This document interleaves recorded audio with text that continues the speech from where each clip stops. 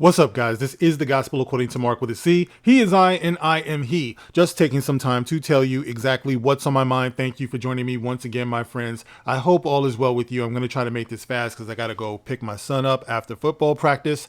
But speaking of my son, I just wanted to bring something to you guys' attention. I just got an email this afternoon from my son's school, high school. And what they were talking about is some student apparently got an email talking about, well, actually, it's racist text messages. Okay.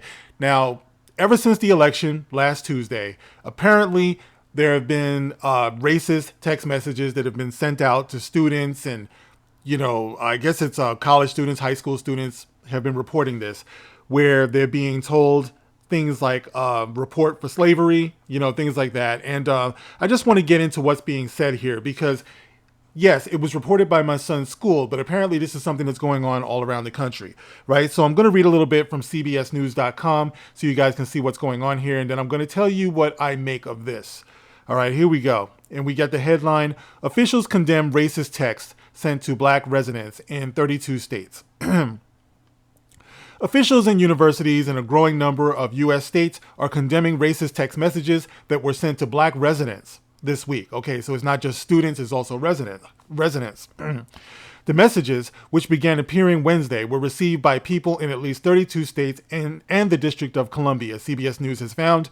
There were a number of variations of the messages using similar language, telling the recipients they had been selected for cotton picking or to become a slave.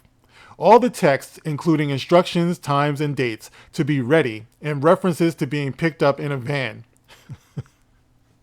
Bro, if you don't know what this is, man, all right, let me just go on.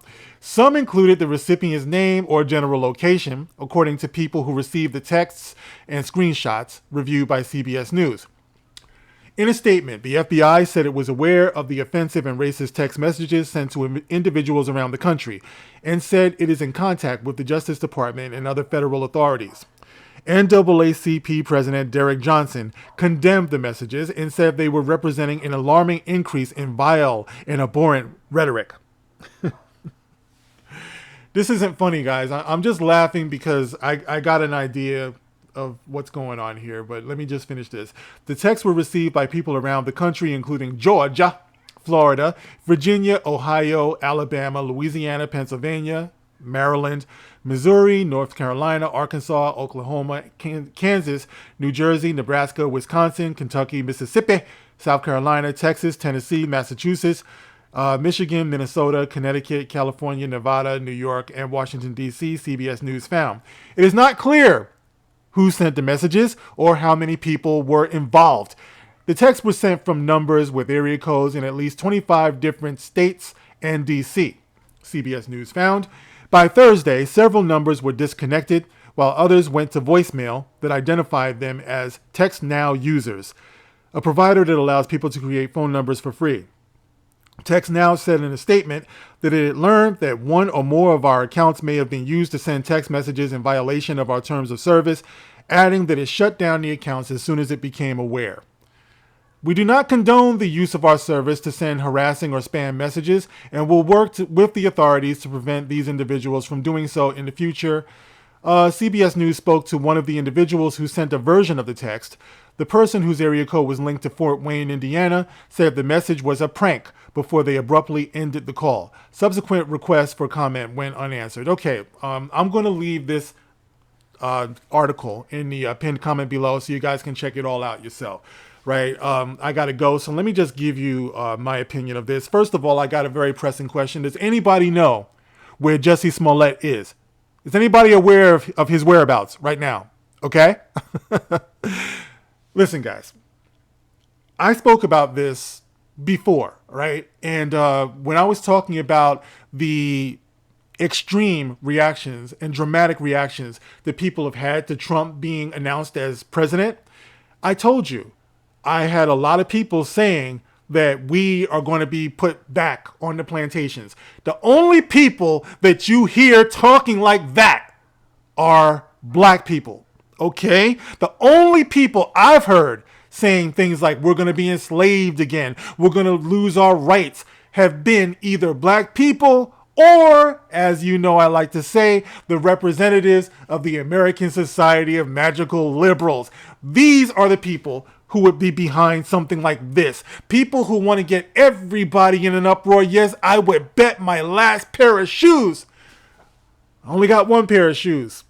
I would bet it, though, that that's what's going on here.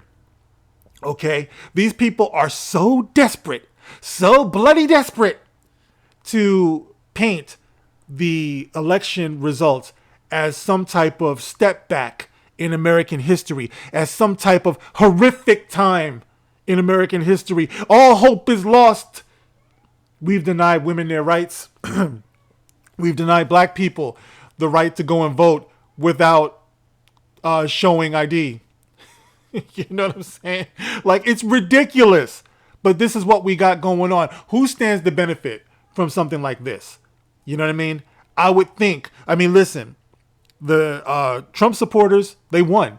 All right. They're looking forward to what's going to happen from here. The only people who stand to gain something from this would be the ones who are so outraged by it, or the ones who want you to be outraged by it. Okay. Like I said, there are certain black people out here who would take something like this and run, right? They would do this because they're trying to get everybody on their side, right? But there's a lot of black people out here who don't feel that way, who don't feel like fucking we're going to be put back on a plantation. Bro, are you crazy? What kind of pussy are you as a man if you're talking about they're going to put me back on the plantation? Man, I wish a motherfucker would try to do something like that with me. You know what I mean?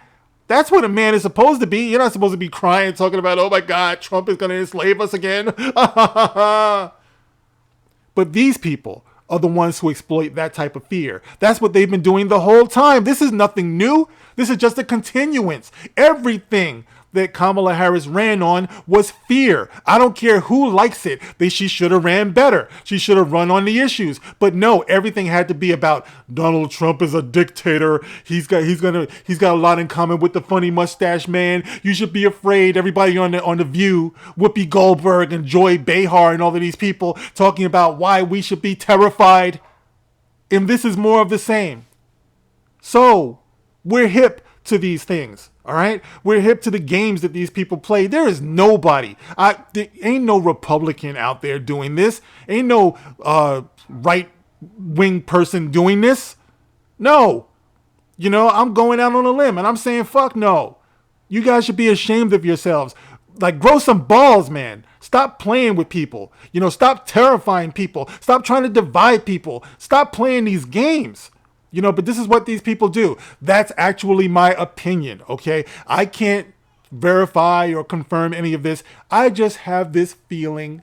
I don't know about you. You guys tell me. How do you feel about this story? What do you think? Who do you think is really behind this? There are provocateurs out there all over the place, even some of our own government agencies who might play into something like this. But guys, you can give me your opinion on this. As always, you can like, you can share, you can subscribe. If you want to contribute to the channel, of course, you can hit the Super Thanks feature that's on each and every one of my videos, because YouTube doesn't push my channel. Wonder why? This is another example of why that might be. All right, guys, thank you for listening. I will catch you on the next one. This is the Gospel According to Mark with a C. Rock on. And listen, talk to your kids, man. Talk to your kids. Tell them do not be afraid. Explain to them how crazy this world is right now, okay? Let them know that. All right, I'll catch you on the next one. Later, y'all.